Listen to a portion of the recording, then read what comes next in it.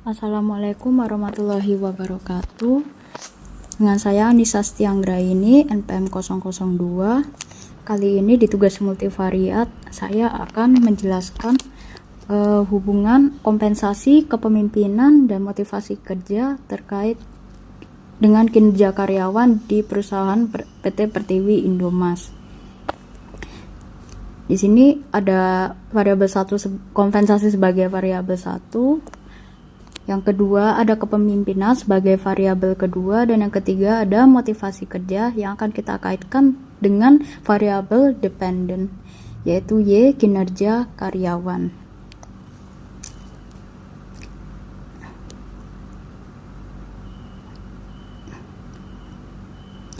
Di sini adalah hasil dari input data yang telah saya lakukan, yang berasal dari yang saya dapat dari jurnal yang telah saya cari. Nah, bagaimana cara menginputnya itu? Data mentahnya itu dari jurnal saya letakkan dulu di Excel. Saya rapikan dulu dari kompensasi kinerja ini.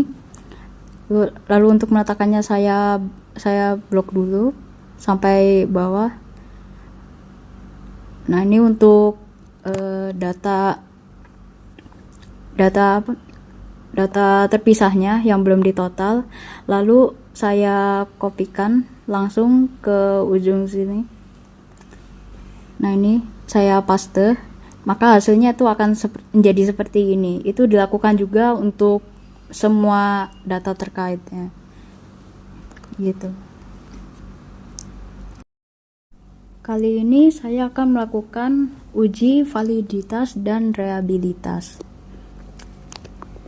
Di sini telah tersedia data yang telah diinput tadi dari Excel-nya. Nah, yang pertama saya akan menuju analyze, lalu memilih yang bagian colored di bivariate. Saya pilih, lalu kemudian ini adalah hasil percobaan saya tadi untuk memasukkan data-data validitas. Nah, cara untuk memasukkan data validitas itu, yang pertama kita masukkan satu-satu bagian datanya yang masih terurai ya. Nah, contohnya ini misalkan variabel X1 ya. Variabel X1 kita tambahkan sampai ke yang 4, punyanya kompensasi ya. Semuanya sudah dimasukkan. Ini untuk yang pertama variabel 1. Semua settingannya dari awal, tidak perlu diubah-ubah lagi, person total. Oke, langsung. Nah, di sini sudah terlihat jika untuk kompensasi ini person correlation-nya sudah di atas 0,3 ya. Jadi bisa terhitung korelasinya signifikan untuk person signifikan. Yang signifikan to talent ini di bawahnya 0,05, jadi kita katakan korelasinya valid.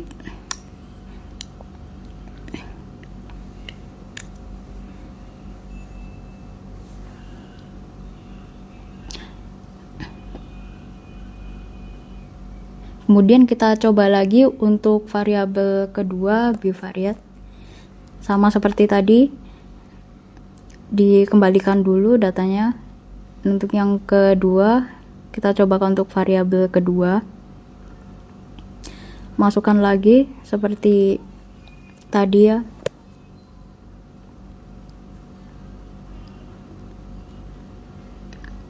Nah, sudah semua masuk datanya, kita pencet OK. Nah, di sini sudah keluar seperti tadi, person correlation di kepemimpinan itu lebih besar daripada 0,3, jadi dinyatakan dia valid, sama seperti totalnya. Oke.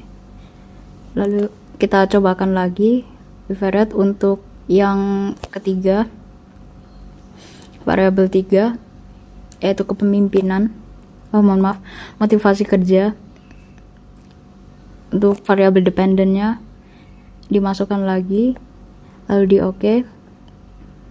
Di sini motivasi kerja sudah lebih dari 0,3 dan sigma to talentnya itu lebih kecil daripada 0,05, jadi dinyatakan berkorelasi. Yang selanjutnya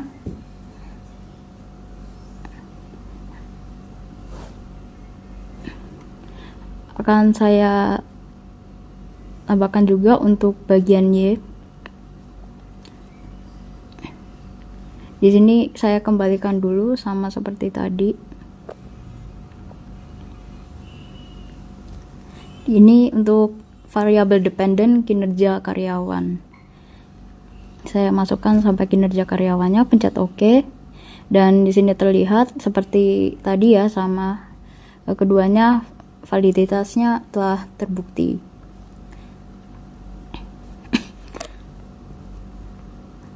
Dan kemudian yang ingin saya lakukan adalah untuk mengecek reliabilitasnya. Nah, untuk reliabilitas ini kita lihat dari poin callback alpha. Oke, di sini saya akan melakukan ujinya. Pertama, pilih regresi. Di bagian scale dimasukkan untuk datanya yang terurai saja. Ini contoh ketika saya memasukkan data-datanya, semuanya sudah terkumpul. Untuk yang pertama, callback alpha-nya ternyata lebih dari 0,07, jadi reliabilitasnya sudah benar ya. Saya kembalikan, saya lakukan hal yang sama untuk variabel kedua, ditambahkan sampai 2,4 ya, dan dilihat hasilnya di sini juga sama, melebihi 0,07. Lalu untuk variabel ketiga, motivasi kerja, dari yang pertama sampai yang keempat saya tambahkan ke dalamnya. Di sini juga terbukti bahwa itu lebih besar daripada 0,07, berarti bisa. Dan yang terakhir untuk variabel Y-nya, kinerja karyawan, variabel dependent, akan saya cobakan juga.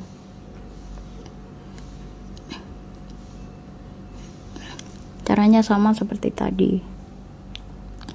Dan terlihat di sini reliabilitas statistiknya, callback alpha juga melebihi dari 0,07. Nah, itu sekian dari validitas dan reliabilitas yang telah saya lakukan untuk data-datanya. Kali ini saya akan melakukan uji asumsi klasik. Nah, di uji asumsi klasik ini isinya ada uji normalitas, uji heterokedastisitas, uji multikolinearitas, dan yang terakhir adalah uji autokolerasi. Nah, yang pertama akan saya lakukan itu adalah melakukan uji normalitas.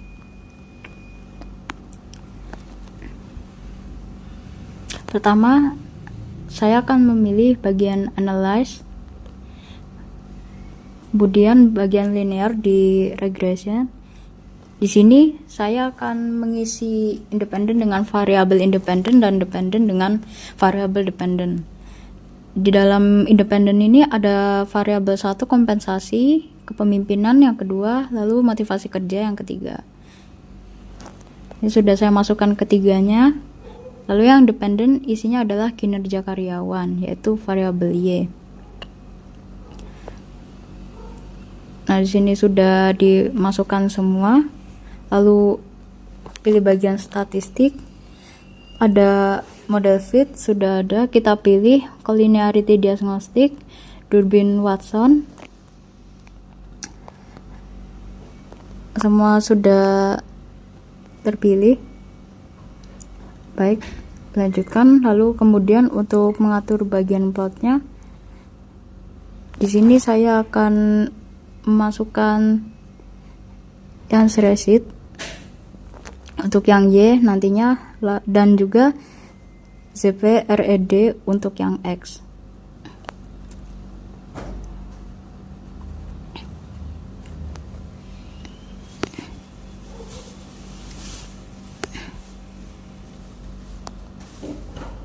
Nah, di sini lalu pilih bagian histogram untuk melihat kurvabelnya, lalu normal probability plot. Lalu pencet continue. Semua sudah dicentang. Lalu pencet OK. Kita tunggu hasilnya.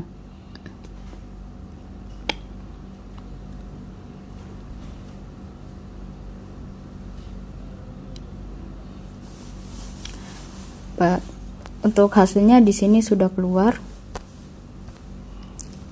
Kita yang pertama akan menuju kurvabel.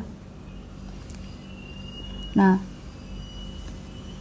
di sini sudah diperlihatkan uji normalitas ini valid karena bentuk datanya ini sudah berupa lonceng setelah diuji tadi.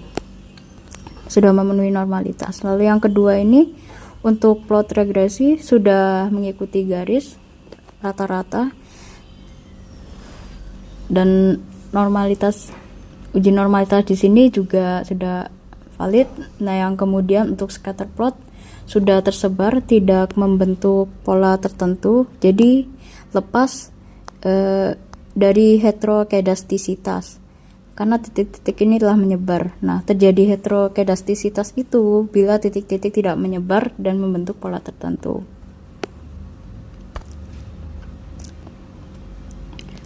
Lalu kemudian di sini multikolinearitas, ada tolerance dan VIF.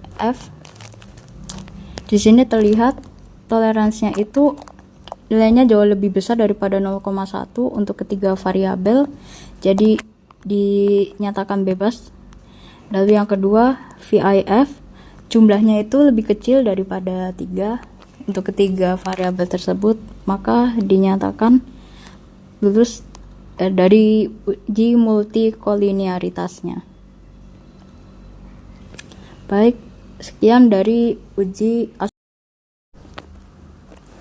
Di sini saya akan melakukan uji normalitas dan heterokedastisitas dengan model Kolmogorov-Smirnov. Yang pertama akan saya lakukan adalah memilih bagian analyze, lalu membuka bagian regresi dan memilih linear. Nah, ini adalah hasil percobaan saya tadi. Akan saya letakkan lagi. Nah, cara saya memilihnya itu sama seperti sebelumnya. Untuk dependent masukkan Y dan independent itu untuk X. Jadi yang independent di sini ada kompensasi yang pertama, kedua kepemimpinan dimasukkan, lalu yang ketiga motivasi kerja, yang terakhir yang dependent kinerja karyawan. Yang kedua di sini saya statiknya akan lihat dulu.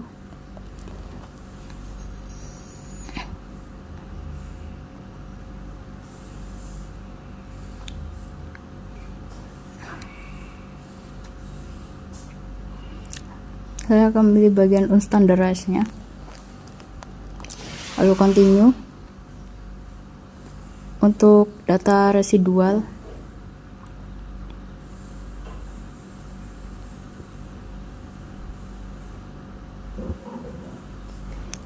oke. Di sini kita fokus untuk mencari data residual aja.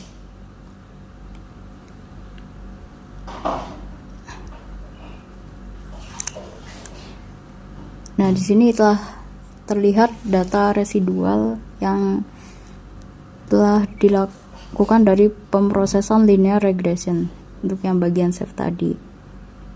Modelnya akan menjadi seperti ini. Lalu kemudian kita akan mengabsolutkan data, yaitu caranya dengan memilih explore, kemudian memilih bagian unstandarized, kita letakkan di dependent list. Nah, yang kedua kita milih plots. Di sini histogram, stem dan leaf kita centang. normality plus fitness juga. Baik, semuanya sudah. Kita pencet continue. Oke.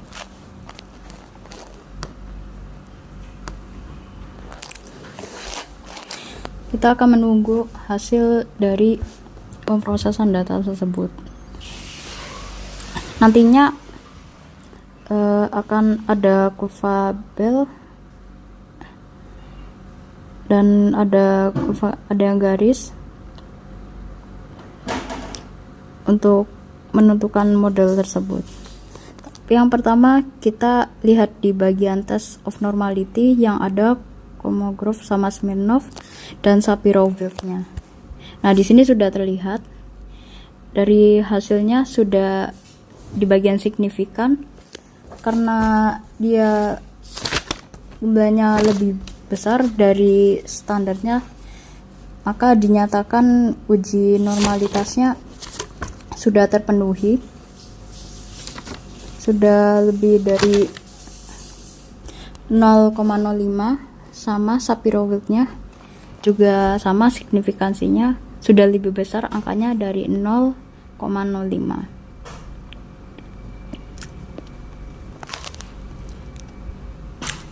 Lalu yang kedua, kita akan lihat di bagian histogramnya.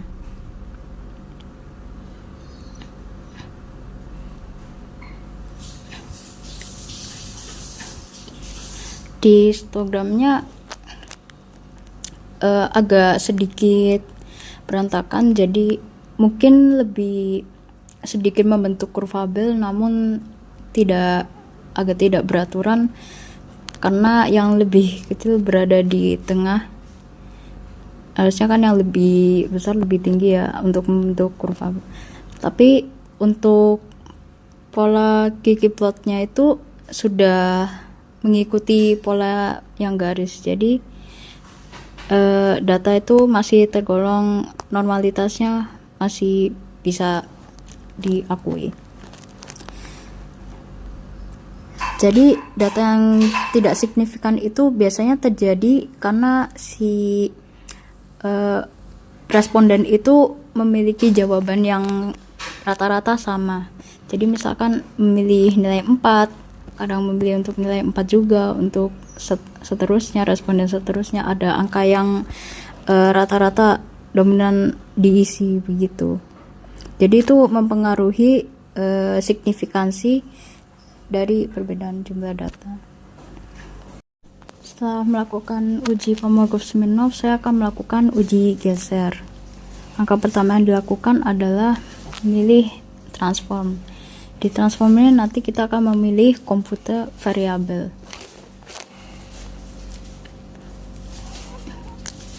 Nah, di sini sudah ada unstandardized data.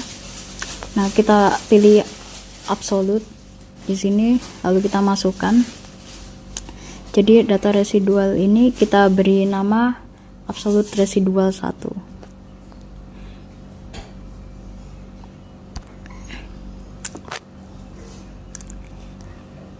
Di target variable juga kita akan beri nama yang sama, absolute residual.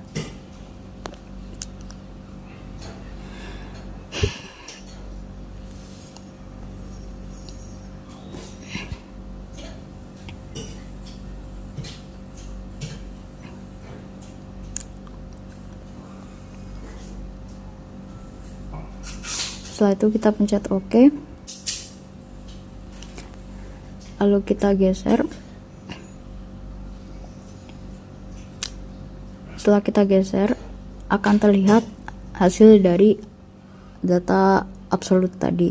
Nah, fungsi data absolut itu untuk menghilangkan minus dan juga mengurangi angka agar keduanya berada di 2 digit. Satu angka. Lalu selanjutnya untuk bagian regresi linear, kita akan memilih bagian analyze, lalu memilih linear. Di sini kita ambil untuk bagian absolute residual dulu, masukkan data kompensasi ke. Nah, ini untuk variable independent. kita masukkan semua.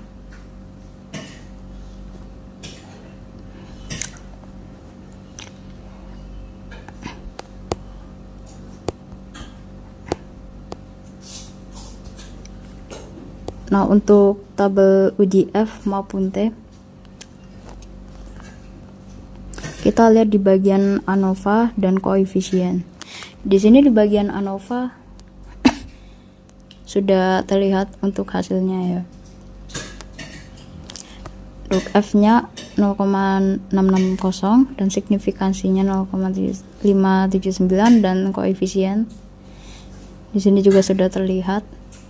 Nah, ini kedua ini yang akan menjadi fokus kita dalam menelaah nilai signifikansi. Jadi signifikansi itu batasnya itu lebih besar daripada 0,05 baik di uji F maupun T.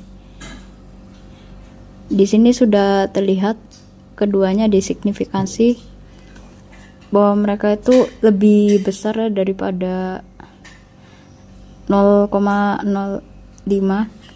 kecuali sudah semua dan 300 untuk kompensasi, kepemimpinan, dan motivasi kerja.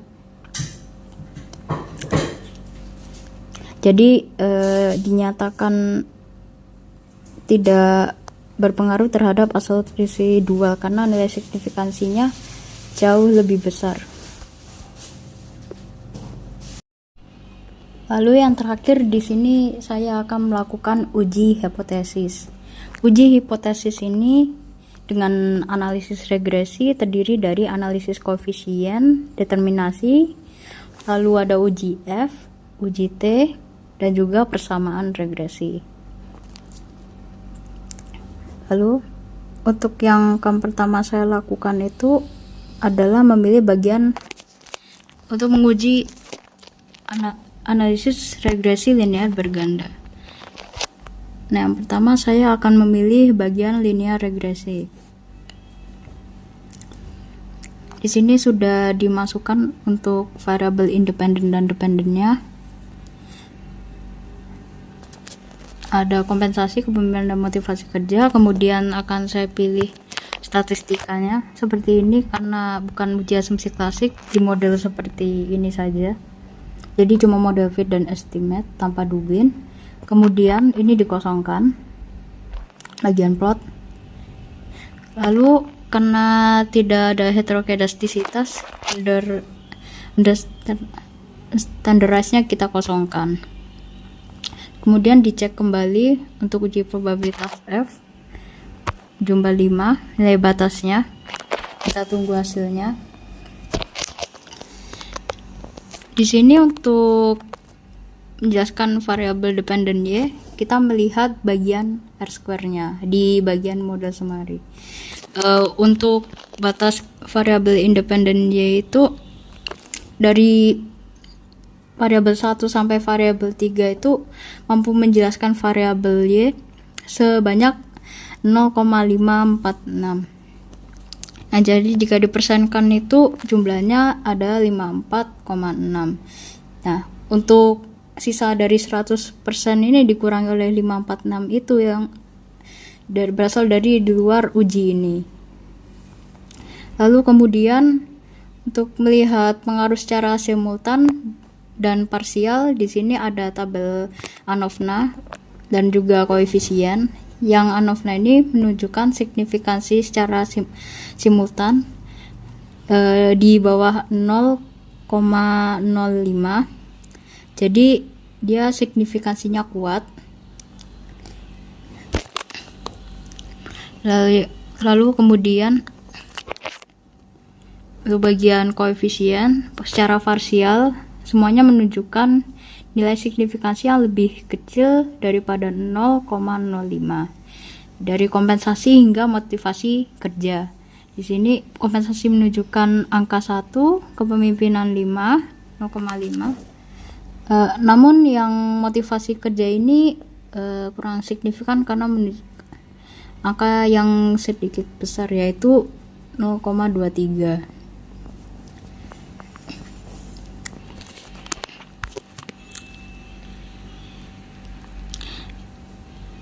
Lalu kemudian untuk analisis beta, jika dilihat yang paling dominan di sini adalah bagian kompensasi. Jadi kompensasi ini seperti berpengaruh signifikan terhadap kinerja yang dimiliki oleh karyawan Sewing. Untuk persamaan regresinya itu dengan menambahkan kompensasi, kepemimpinan, dan motivasi kerja dengan Y yang menjadi yaitu motivasi